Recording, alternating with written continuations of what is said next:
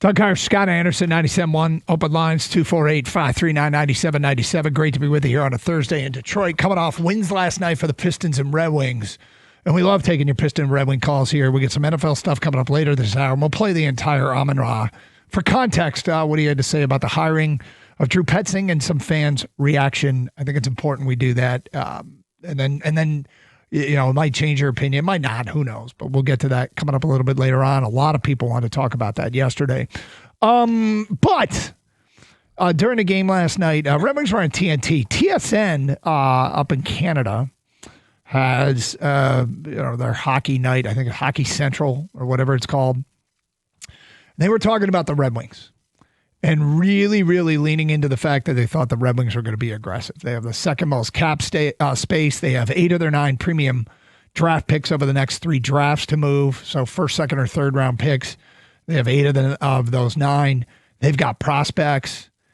And, they seem like a team that's likely to make a move. And yet, I think in Detroit, people felt like they should have made moves the last few years. They didn't. So I think locally there's probably a little bit of skepticism. But Gator, correct me if I'm wrong, there's a lot more buzz about the Red Wings this year leading up to the trade deadline. Oh, I think so.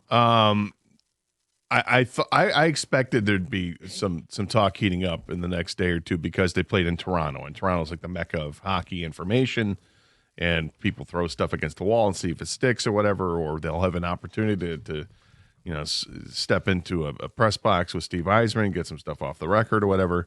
Not that Yzerman's going to spill the tea or anything, but there might be somebody up there that might have some kind of tidbit of information they like. Mm-hmm. So, yeah, I think we're going to start to hear some of that stuff, and it's been kind of rumbling for a while. But some of those guys have been traded, so you have to move on to the next target, and we'll see who those next targets are. Okay, so on the desk, I hadn't heard the Red Wings associated with this name this year. I haven't heard the Red Wings associated with this name in the past. And Luke Gazdic had this to say about what he expects the Red Wings to do. Okay, so a couple things about this. Stamkos obviously was in Tampa and came up with Steve Yzerman in charge down there. And Stamkos, what needs to be mended? Is it because Steve tried to recruit him here when he was a free agent and he signed in Nashville?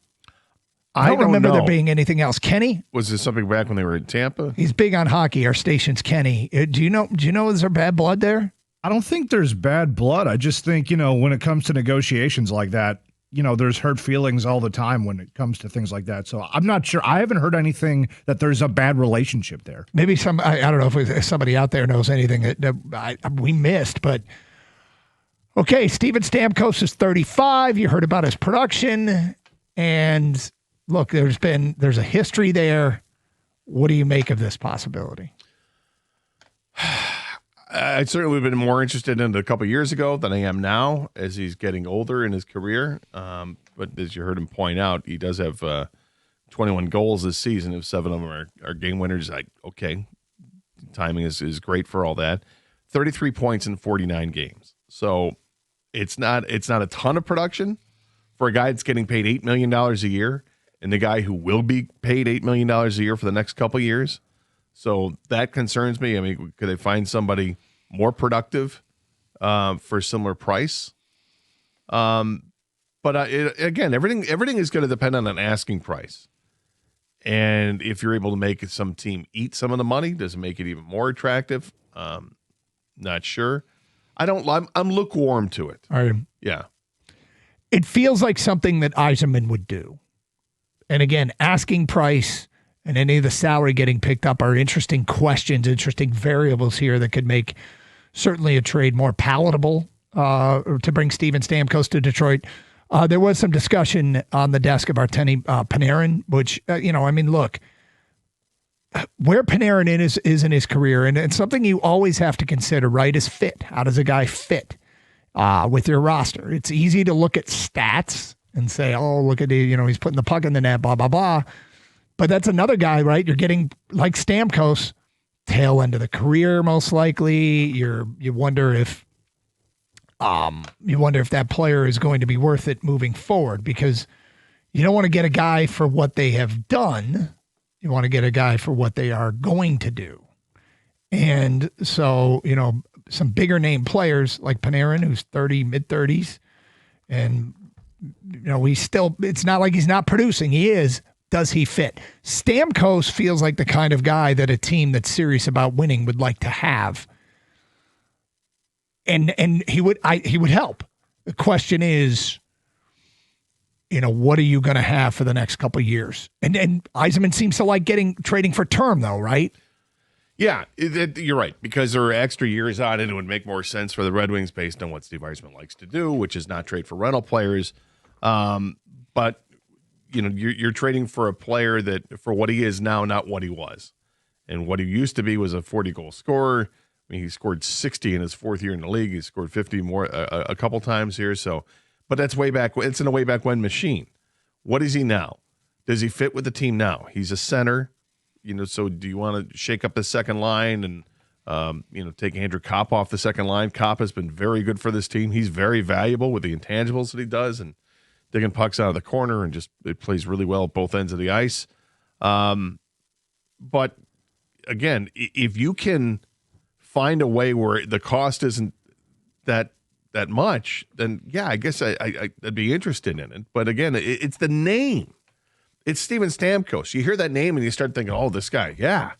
But it's been a few years since he was that guy. Can he still be that guy if he's on a better team, playing with better players? If he's up there playing with DeBrincat and Kane, does that all of a sudden look like a pretty formidable line? I mean, it's on paper, yeah, it sounds like it would be. So, yeah.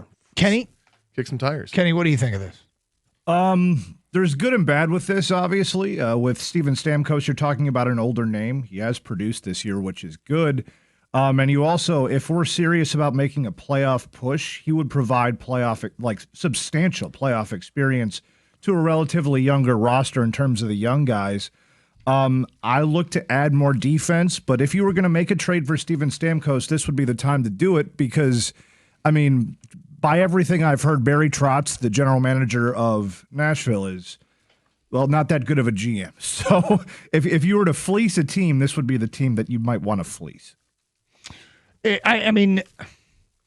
You look around and you wonder what direction they're going to go. I think that we are in a position where they're going to go somewhere. I think that is, all the assets they have, the resources. And I will tell you that I think what might turn out to be a rather significant moment in this team's history, this timeline of Red Wings, if there is some great success, I think what might be a rather significant moment is Dylan Larkin, at the end of last year, expressing his disappointment that Yzerman didn't give it gas. And I appreciate that. I was surprised he went public with it. These are things that can be said behind closed doors, but he did go public with it. Yzerman sort of retorted to that. Whether Yzerman is pretty singularly focused, and I don't think really all that concerned with what people think, okay, the way he runs the Red Wings.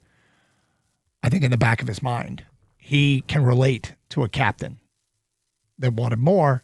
He was rarely in that position because the Red Wings in a no-cap league were always giving it gas. I think that Yzerman, the player, relates to Larkin, the player, and that might be a significant moment.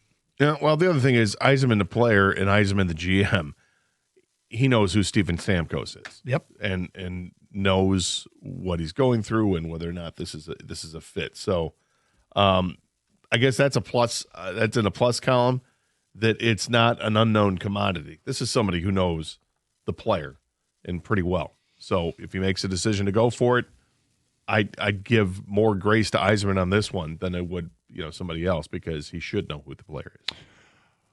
Let's go to Matt in Highland. You're on 97.1. Hi, Matt. Hey, guys. What's up? Number 1 on my list, number 2 on my list, number 3 on my list, Alexis Lafreniere. I actually would overpay to get this guy right now. He has not been developed in New York. He was all world coming into the NHL, so all the potential's there. He's got size. We don't have that type of player on this team. That is the only guy I'm going after, and the Rangers have already said they're selling. Yeah. You overpay to go get him.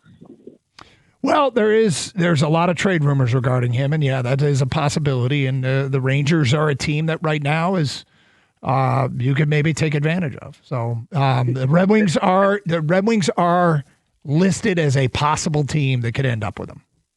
And the amazing value you're going to get for this guy. I believe he's signed at like 7 point something, and he's got some term on him, so you got him tied up for a few years. Why the Breadman? Stamkos, we have these types of players on this team. We need a different type of role player on this team to kind of complement everything else that's going on. Stamkos, Panarin. Let me ask you this. What is it about Lafreniere that you like so much? His size, he's got competitiveness, Gator. I've watched this guy. He's been showing flashes the last couple of years of some of his brilliance back in juniors. And I just think the Rangers have totally mismanaged this guy. They have not developed him. He was stuck playing second and even third line behind some of these other players that have come in. This is a guy who needs first line, second line type minutes. I guess I'm just underwhelmed by his production as a player. And, if what you're saying is correct, if he's been, mired in the back six forwards or whatever, then that's going to be tough to be productive at that spot. But he was the top player taken in the draft. I mean, a lot's expected of him for a guy that has not even come close to being a point-a-game guy. He had 28 goals as his high, and that was a couple seasons ago. And he's got 28 points in 51 games this year. But he's getting paid for a long time at $7.5 million. And that would have me saying, I'm not so much I want to pay a role player. I don't want to overpay for anybody, and I doubt Yzerman will overpay for anybody. It's Karsch and Anderson. The Blitz Thingy, a playoff edition, is next here on 97.1.